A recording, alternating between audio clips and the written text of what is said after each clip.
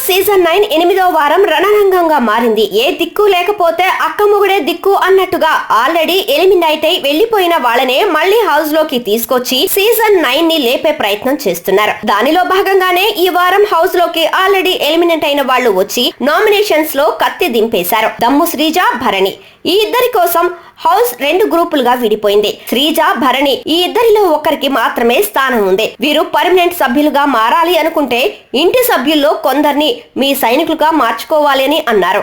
దానిలో భాగంగా కట్టు పడగొట్టు అనే టాస్క్ ఇచ్చారు. ఇందులో శ్రీజ తరపున గౌరవ్ డిమాండ్లు పోటీ పడగా భరణి తరపున ఎమానియల్, నిఖిల్ నాయర్లు తలపడ్డారు. అయితే సుమన్ తీసుకున్న నిర్ణయంతో శ్రీజ, కళ్యాణ్లు విభేదించడంతో రచ్చ జరిగింది. టవర్స్ ఎక్కువగా ఉన్నాయి కాబట్టి శ్రీజ టీం విన్నర్ అని కళ్యాణ్ అంటే సర్కిల్లో లేవు అంటూ అరుస్తూ భరణి టీం విన్నర్ అని ప్రకటించారు సుమన్. 2 గ్రూపుల మధ్య కొట్లాటతో శ్రీజపై భరణి టీం గెలుపొందారు.